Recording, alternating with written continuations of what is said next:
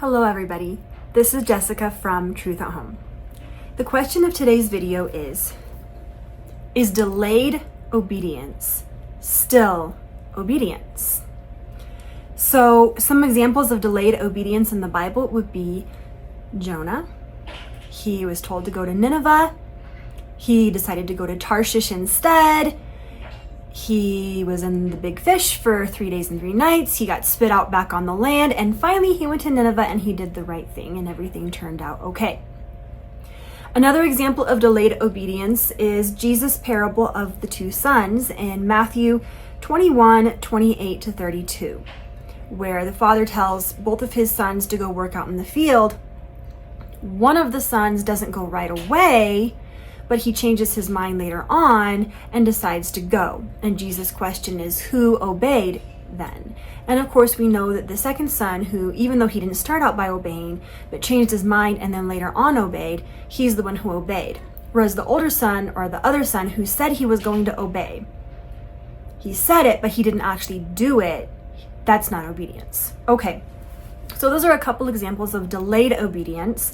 Yet we know obedience is certainly expected of children. For example, Colossians 3:20 says, "Children, obey your parents in the Lord, for this is right." And Exodus 20:12 says, "Honor thy father and thy mother." So that we should expect obedience is clear. But is there biblical guidance for when we should expect it?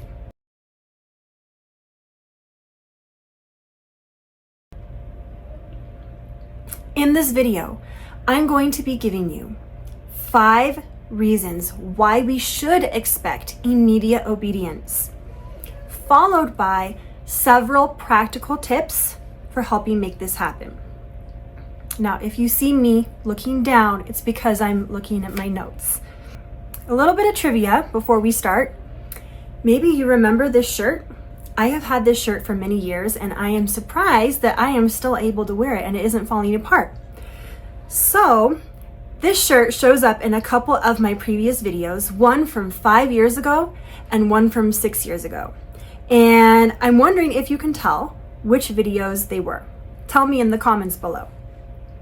So here are 5 reasons why we should expect obedience immediately from our children. Okay, number 1, Proverbs 22:6 says, "To train up a child in the way he should go." So is delaying obedience the way your child should be doing things? Is it good for a child to learn to delay? Is this a good habit to establish? Is this helping them to learn how to obey God immediately? Think about the habits that we're instilling in our children and the way in which we're training them. Are we training delayed obedience? Are we training our children not to listen to us the first time? Are we teaching them that that's okay, that that's good? Or are we training them to obey immediately? Okay, number 2, it could be a matter of safety. There are reasons when we want our children to obey us immediately without asking why, without needing an explanation, without first needing to understand first. We don't want them to have to stop and be like, well, let's think about this. No, there are times when we just need our children to obey because it is a matter of safety.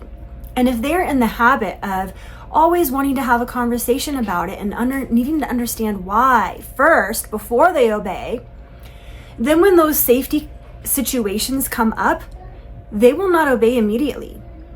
And that could put their very life in danger. Number 3, training to not listen the first time shows them that God's commands aren't that serious and that it's okay to dishonor your parents. That's what we're really teaching them. Oh, God's commands must not be that big of a deal. They must not be that serious because we can talk about things. We can try to understand first before we obey. No, if God's commands are serious, we need to obey them immediately, whether we understand or not. God does not leave room for discussion. And the way we parent our children is training them in the way they will relate to God. This will lead to them not being blessed. The Bible says, honor your father and your mother, that it may be well with you, and you will receive a blessing, which is the Lord God will give you a long life in the land he is giving you. So when we don't train our children to obey us immediately, and instead we're allowing them to disobey, we are making it so that they are not being able to access those blessings that they could be having for their obedience. We're keeping back those blessings from them.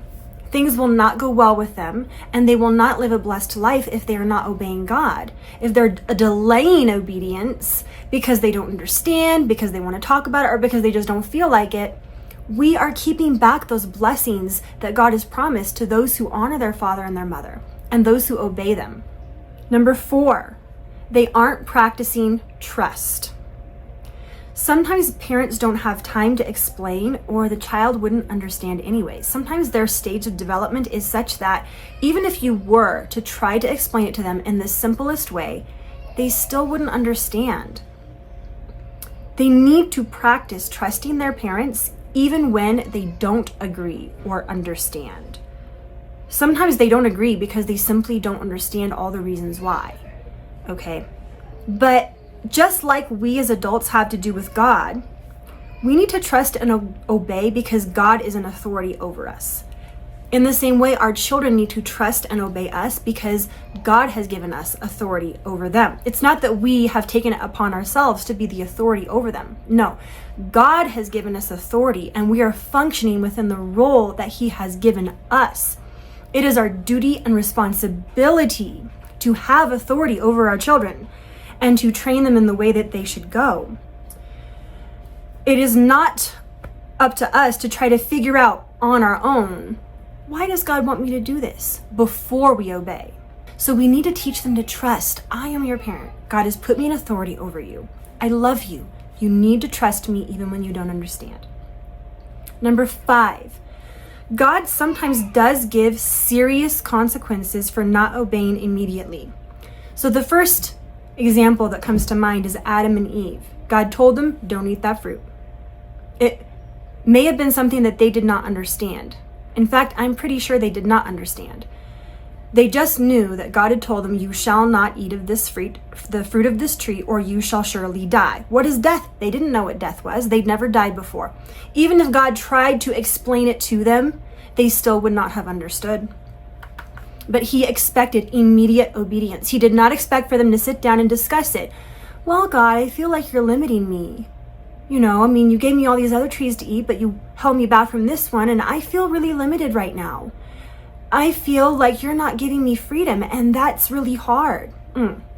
No, there was no discussion about this. He just expected obedience. He did not expect them to discuss it or to understand it. And then when they disobeyed, the consequences immediately followed. And we know how serious those consequences were because we are still living in the after effect of them.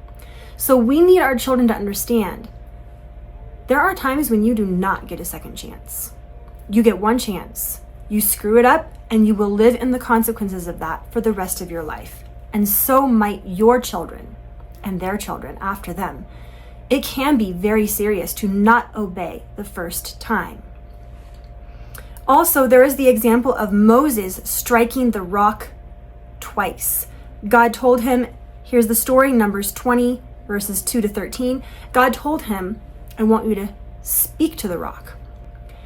Moses spoke to the people, and he said something like, why should I have to get water out of this rock for you when you're so stubborn and rebellious? And then he struck the rock twice. This is not how God said to do it. Because he disobeyed, even despite all the good that Moses had done for God before this, he had led these stubborn people for so many years. For 40 years, he had been a leader to them. But despite all the good that he had done previously up to this, God did not have grace on him. He said, you blew it.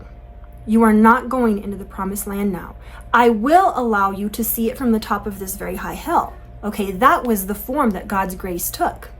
But you will not be able to go and live there now. Consequence.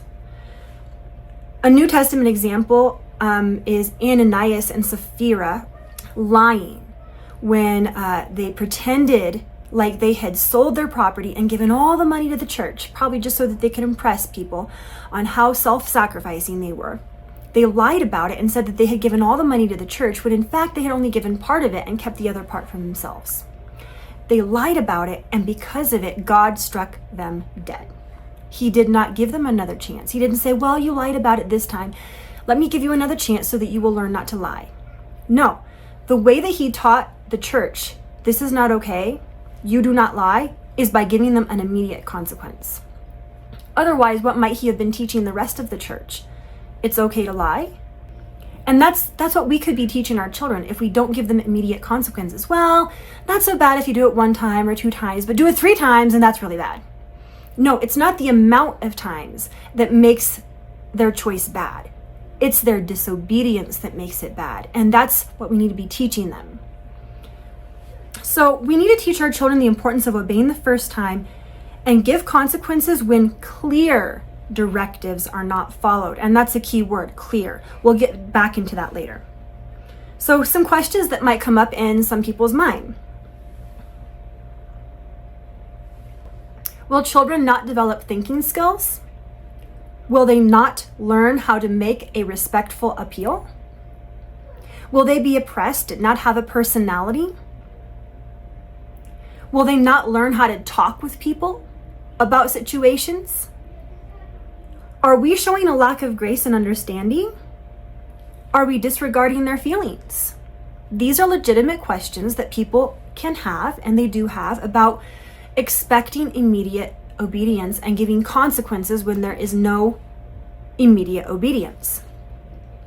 But here's the thing. It's not either or. It's not either we're strict in expecting first-time obedience or we give grace and show mercy. No. We can expect first-time obedience and give loving correction, give forgiveness, a chance to try again, positive reinforcement, hugs, kisses, understanding, and a chance to express emotions. Usually this happens after the consequence is given and when the child is repentant. The consequence usually brings repentance.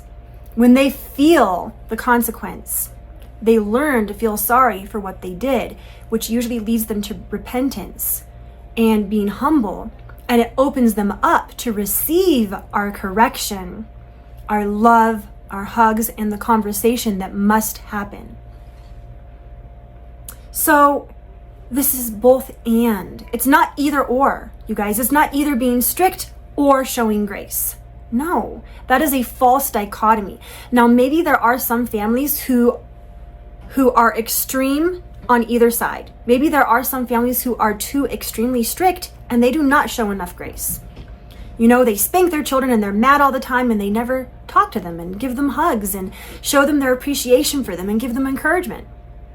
On the other hand, there can be parents who are extreme on the other end, who are always giving their children second chances.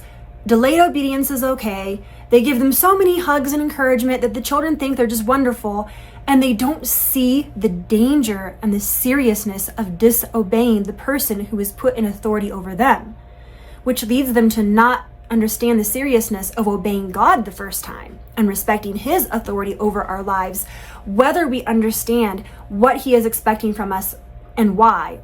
Or we understand what it is that he expects from us, but we don't understand why, right? So it doesn't need to be either or. We don't need to be extreme on either end. We can have both and. So let me take a break to share with you a little bit of my own struggles. There is a book I want to recommend to you. It's called Don't Make Me Count to 3 by Ginger Hubbard. It is written from a mother to other mothers and gives lots of tips and advice on the issue that we just talked about in this video.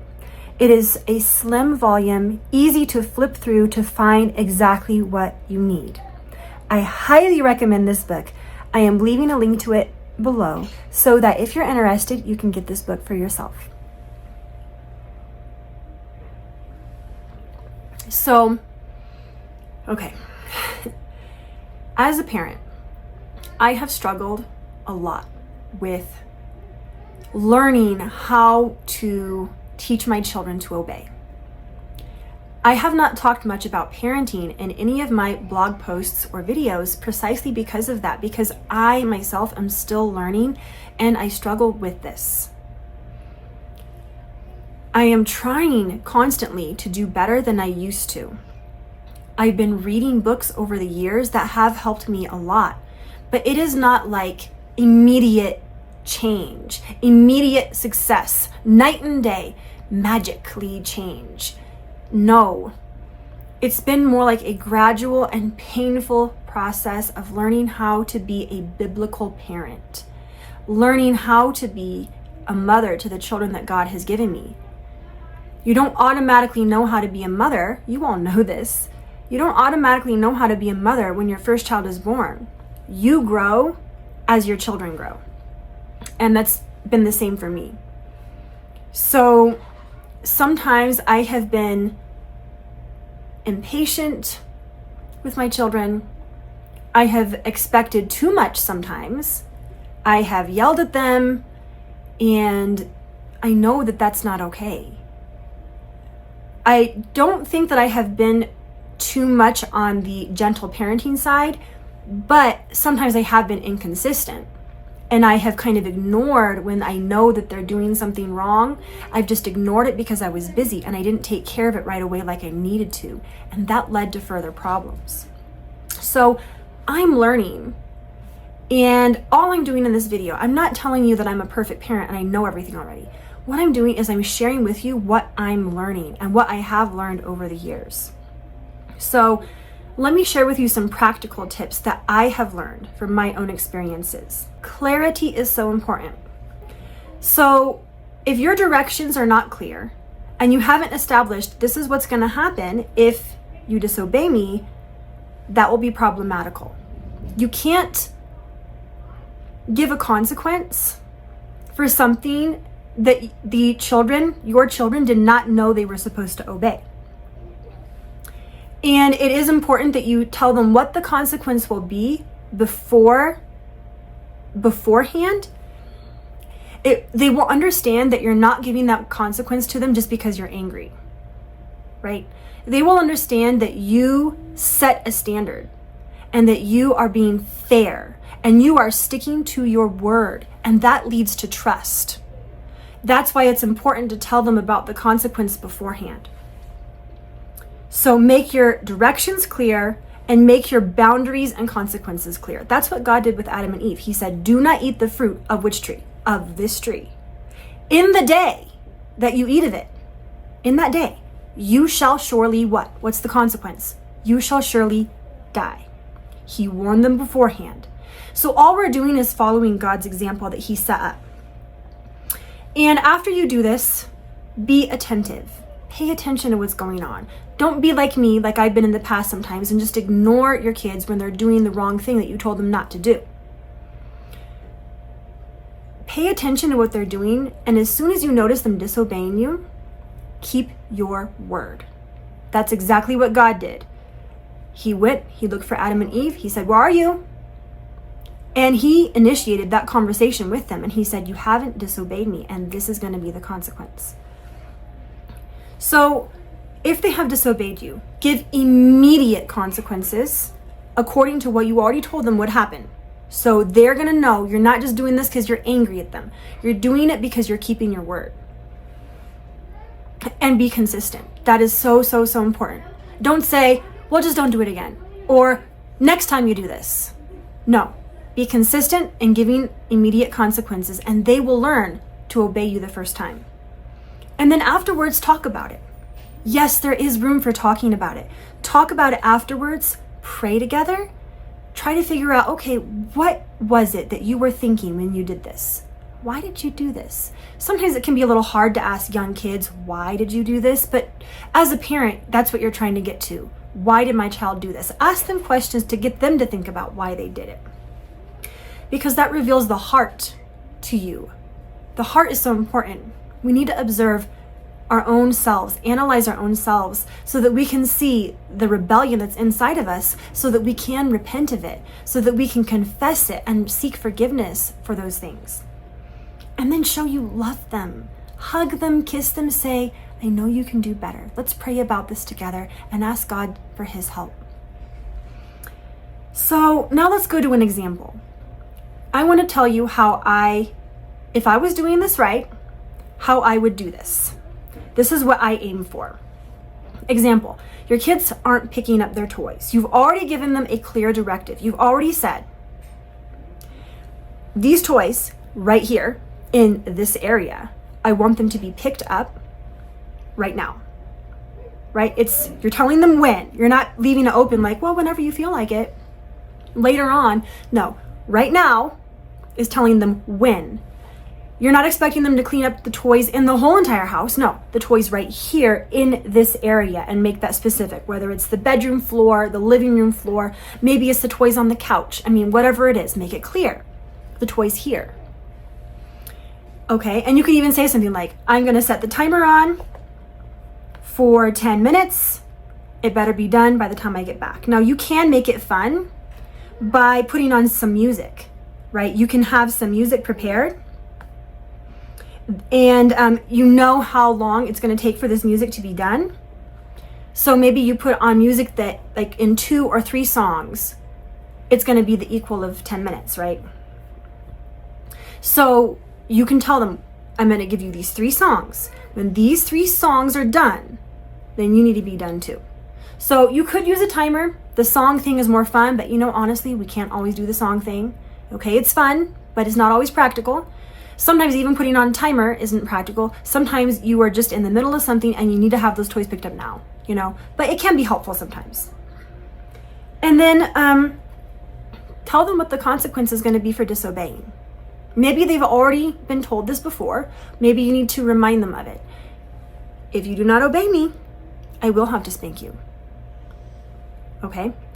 But if you do obey me, and this is sometimes, it doesn't need to be all the time, because kids need to learn to obey even if they don't get a big prize for it, okay?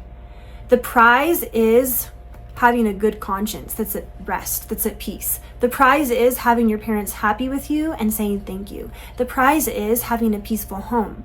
Sometimes that's the prize that we get, and it's not a toy or a candy, but we can offer them some of those things sometimes. So you could say, but if you do this, I'm going to give you a piece of candy. And I wouldn't call it a bribe. I would just call it a reward, because God does give rewards to those who obey him. He promises blessings to us. And that's, honestly, guys, that's what keeps us going. We know that our hard work is going to be rewarded at the end of it. And that's what keeps us going. And I think that kids sometimes need a little bit of that too. They need to think in their heads, okay, at the end of all this hard work, there's going to be a reward waiting for me. And that's what motivates them. Now, I don't think we need to go overboard with this and offer a prize every single time, because like I said, we need them to understand that sometimes the prize is just the peace of conscience and the peace in our family and the fact that we now have a clean house or whatever. But occasionally it might be nice to offer them a reward after they finished, just to kind of get a taste of the blessing of obedience, along with a hug and praise. Good job. I'm so glad you did it. You got it done when I told you to do it. I am so happy. It's important to say those things and not leave that out. Also, smile at them. Smile at them to show how pleased and happy you are with them, and expect for them to do their work cheerfully, because attitude is also important. If your kids are doing their work with a bad attitude, that is not obedience. That is being a Pharisee, basically. And I know some parents will say, well, you can't expect them to obey if their heart isn't in it. Well, the goal is to have your heart in it, but sometimes you need to do the obedience first, and you need to put on the smile first, even if it feels fake, in order for your feelings to catch up later. When you practice smiling and you practice being cheerful, it actually helps you to be cheerful. So yes, I think it's important to expect kids to not have a bad attitude. And if they have a bad attitude, I make them go back and do it again, but show me a good attitude that's respectful so that they get the practice of it. And eventually they learn how to have a good attitude while they do these things. You train your heart through the way that you act. You train your heart through what you're practicing, through your habits. So no, your heart will not always be in it. When we obey God, our heart is not always in it. But we need to train ourselves to obey even when we don't feel like it, and eventually our heart will be in it.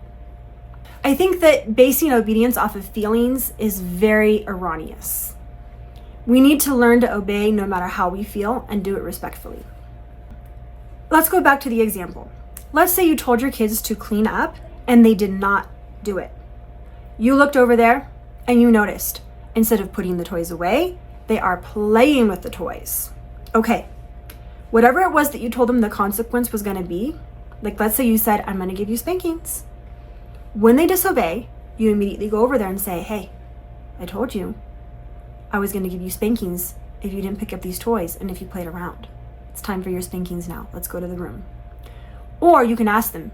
You can say, what was it that I said was going to happen to you if you disobeyed and played around instead of picking up the toys? And have them answer you. And let it be out of their own mouths that they say what their consequence is going to be that you had already told them. And very calmly say, let's go to the room now. Make sure they understand that you're not doing this because you're angry at them. You're doing this because you're keeping your word. That will show them that you are trustworthy, and it helps to build trust. So you go, you give them their consequence. It could be a spanking. There's a place for timeouts, but in this type of situation that I'm giving you an example of, I wouldn't say that's time for a timeout. I would say timeouts are for when somebody is just so upset, they need time to calm down. So they go to timeout for a little while, calm down, then come back. In this type of situation, I think an immediate consequence that actually feels a little painful on the bottom, okay, nothing abusive here, is appropriate. And then afterwards, they're going to be crying. You hug them. You say, what did mama tell you to do? Pick up the toys. Did you obey your mama? No. What did mama say your consequence was going to be? Spankings. Okay? I did what I told you I was going to do. Now I'm going to give you another chance to try again. Okay? You're going to go back out there. You're going to pick up the toys. Same thing. Okay? So you're hugging them, you're smiling at them, you're showing them I love you, and even spend some time praying with them. Okay, dear God, please help me to obey my mama and my papa with a cheerful attitude.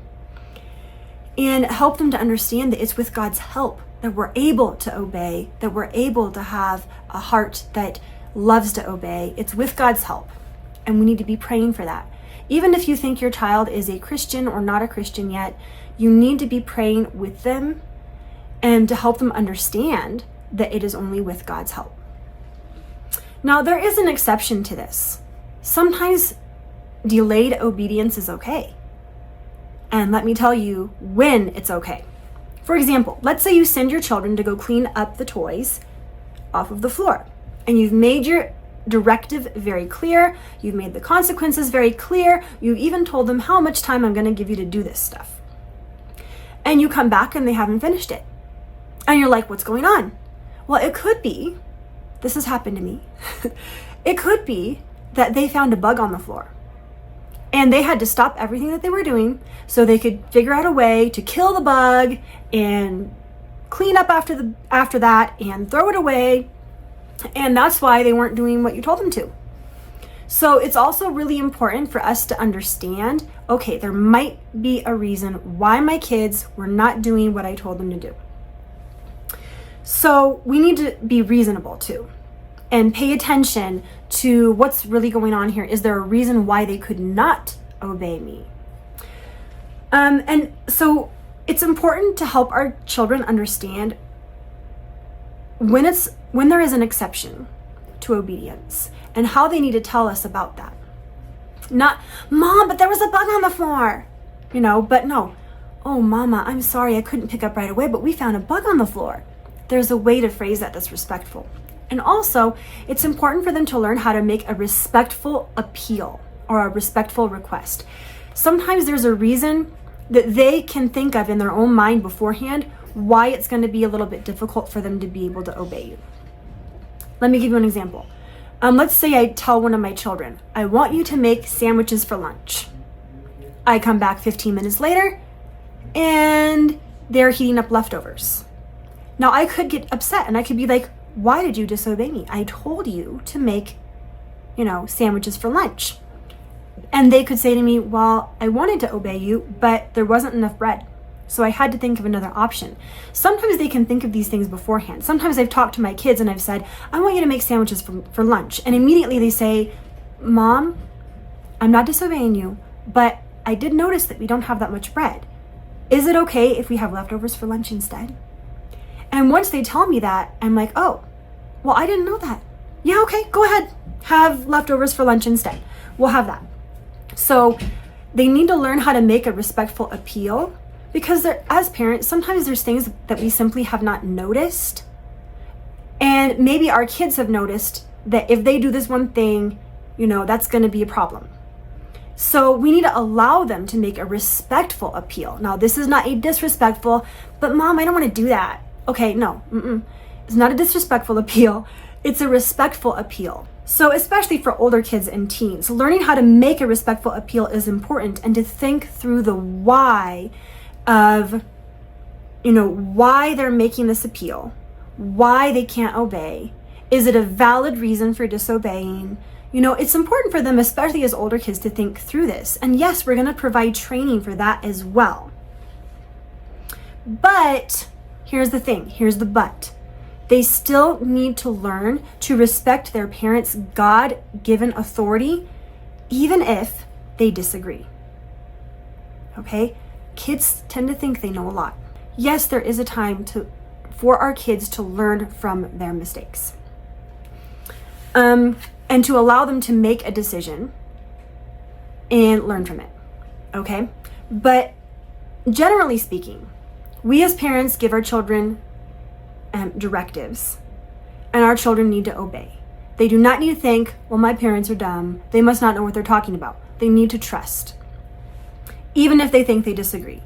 And this is great training for when they're older. For when you get married and you're a wife, are you always going to be arguing with your husband, second guessing him, telling him why you don't want to do what he says you should do? Or are you going to learn how to give him a respectful appeal if you disagree with him, but normally just go along with what he says? Because he is the one that God has placed in authority, not because he's so much smarter or better than you, no, but because of the God-given position that he has to be the leader in his home. And likewise for men, you don't know who they're going to work for, but they need to learn how to follow directives under the leadership of their boss. Do so respectfully, whether they feel like it or not. And if they disagree with something, they need to learn how to give a respectful appeal, not just walk away, not just ignore him, not be disrespectful and be like, whatever. No, they need to learn how to obey, and if they can't, for some reason, give a respectful appeal. So training our children to obey immediately and respectfully is going to be important training for them for later on. Now, not expecting immediate obedience leads to disobedient and argumentative children. Is that what you want?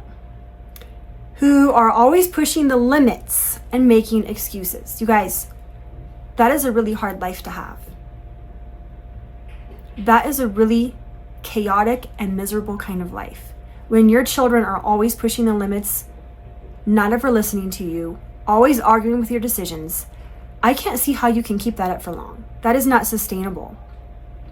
But expecting immediate obedience leads to children knowing they can't get away with defiance. They know you're going to keep your word. It leads to a more peaceful home, less dislike towards your own kids. Be honest, when your kids are misbehaving, you feel like you don't like them. You love them, but in that moment, you feel like you do not like them very much, okay? So when you expect obedience and your children learn to obey because they're trained to obey, it leads you to liking your kids more. And this is a better preparation for the young adult years. That's what all of this is leading towards. To them being away from you and living their own lives and knowing how to do so successfully. So like I said before, this isn't just teach them to obey and not think. No, this is both.